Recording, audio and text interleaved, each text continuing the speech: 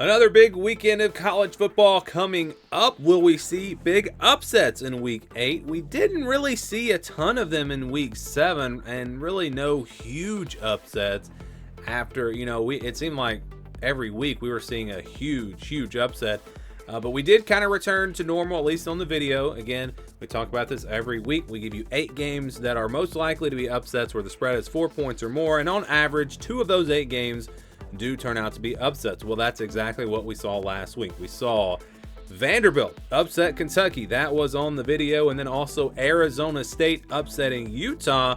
That one was on the video as well. So we saw those 2 upsets. But again, we didn't see, we were close to seeing a really big one. South Carolina, Alabama, that one was really close to actually happening, and that one was not even on the video. That was kind of off the radar. I thought Alabama would play a lot better in that game.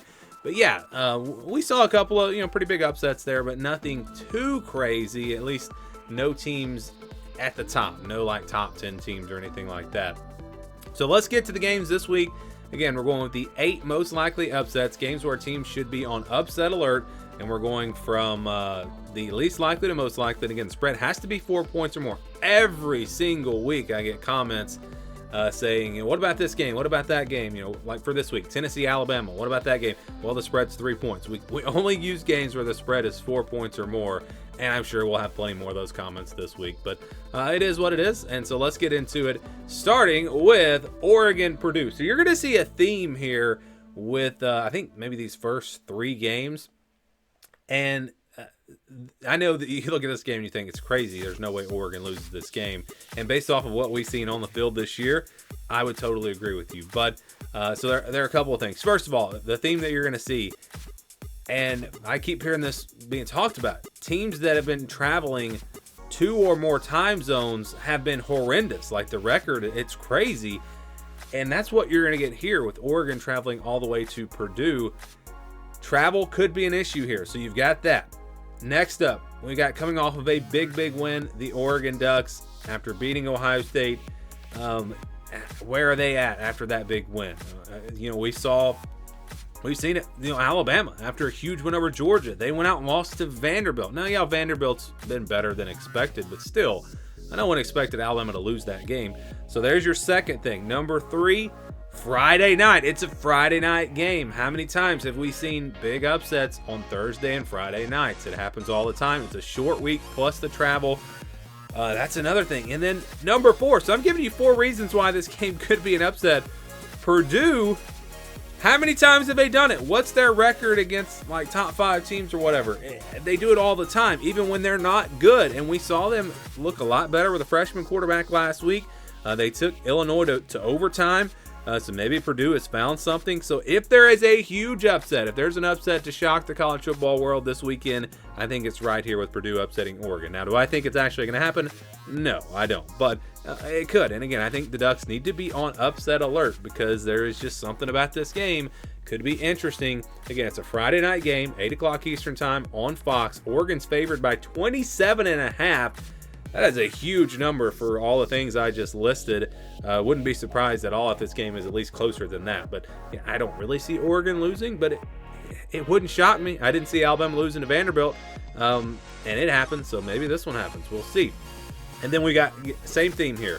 SMU maybe not traveling quite as far, but still you're going across 2 time zones, playing at Stanford, games at 8 o'clock Eastern time on the ACC network. SMU's favored by 15.5. SMU's been rolling. They've been playing great football. Stanford kind of been up and down, but they've shown flashes. At times they've looked decent, and I don't think this is an awful Stanford team. And again, when you throw in that travel issue, and I wish I had the numbers here, what teams' records are when you look at teams that have traveled multiple time zones. It's interesting. So maybe we see something here.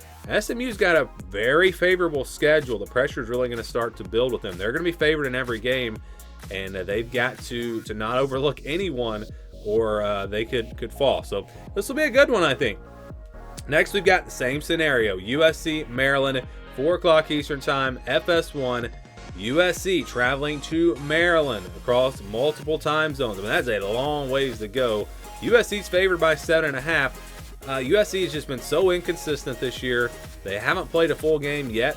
I don't guess. Maybe against LSU. That was their best performance. Of course, that was a big win. But how about what a difference in the post game after that game to where we are now with USC. Thought this was a playoff team potentially. Now, are they even going to make a bowl game? I think they will. But still, it's just a much different story here with USC. And they're actually more like what I expected them to be preseason. Especially early in the preseason. So if you go back to like the spring, I was not high on USC at all. I thought they were going to have a rough year. I think 7-5 maybe was my prediction.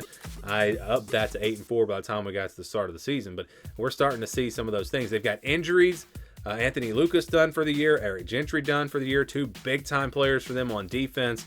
And again, there's that time zone thing. So I know Maryland has not played great this year, but Minnesota, look what Minnesota did to USC. I mean, this is one to watch for. All right, next we got Notre Dame, Georgia Tech, 3:30 Eastern Time on ESPN. Notre Dame favored by 11.5. I think that this was my preseason prediction for Notre Dame to lose their second game. If I remember correctly, Georgia Tech, they've got a knack for this. They pull off upsets. They play really well in these types of games. Notre Dame, it seems like they found something, but we'll see. We'll see. They lost to Northern Illinois. They could definitely lose to Georgia Tech. I believe this game is in the Mercedes-Benz Superdome, so in Atlanta. I mean, it's in Atlanta regardless, but that'll be an interesting setting there. Georgia Tech absolutely has a chance to pull off the upset. I like they're at the line of scrimmage. I think they can match up fairly well with Notre Dame. You got a dual threat quarterback who can cause problems. This is a Georgia Tech offense that's pretty good, and I think this is one to watch out for.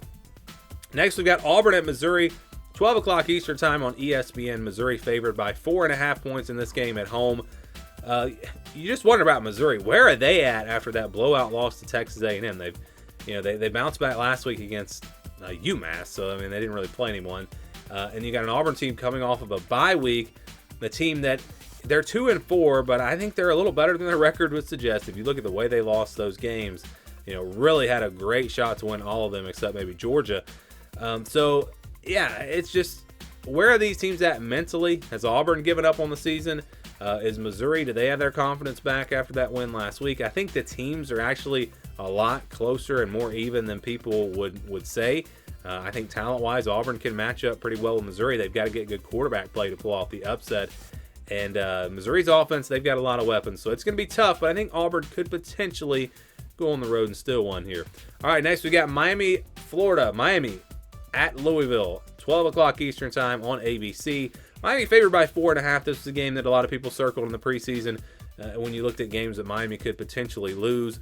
Louisville has played some close games. They've had some go their way, some go the other way. It's a good team. I don't think they're a great team, but for Miami, which Miami team's going to show up? Are we going to see the team that made the comeback against Cal and Virginia Tech, or the team that struggled early on? Which Cam Ward are we going to see? The one that looks like a Heisman contender, or the one that turns the ball over? I don't know what to expect from this Miami team, and I think going on the road, absolutely, you got to put the Canes on upset alert. Next, we got Nebraska at Indiana, 12 o'clock Eastern Time on Fox, the big noon game. Indiana favored by 6.5. I was actually surprised that number was that high. Indiana has looked good, and everyone's loving Indiana. This is a team that's getting a lot of attention.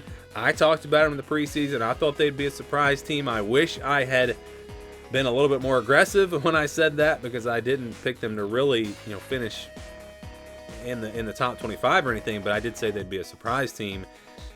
And they have looked good, but they haven't really played anyone yet. Haven't played any. This is, I think, the best team that they will have played all season. Nebraska, a physical team. How will they match up at the line of scrimmage? I think that's an advantage for Nebraska. Indiana, though, has some weapons on offense that can cause some problems for this Nebraska defense. This is going to be a great game, and I think it's really it's one of those games that could go either way. So that's why I'm saying definitely put Indiana on upset alert. I think this spread, honestly, I was surprised I was even able to use this one. I figured the spread would be 2.5, 3 points, but no, it is 6.5. And then finally, Arizona State at Cincinnati. This one's at noon Eastern Time on ESPN Plus, so you can't watch this unless you've got ESPN Plus. Cincinnati favored by 5.5.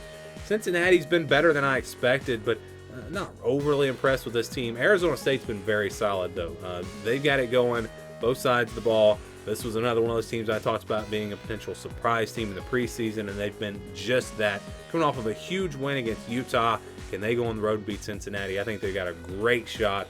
A little bit surprised that they're actually underdogs in this game. I think if we see an upset, we will probably see 2 or 3 upsets from these games, but I think this is the most likely one to happen, and this is one that I would actually pick. Yes, I would pick Arizona State to win this game. So those are the teams on upset alert heading into week 8. Give me your thoughts on these games and maybe a game off the radar, an upset that you could see potentially happening that I didn't mention. Again, give me your thoughts down in the comments below.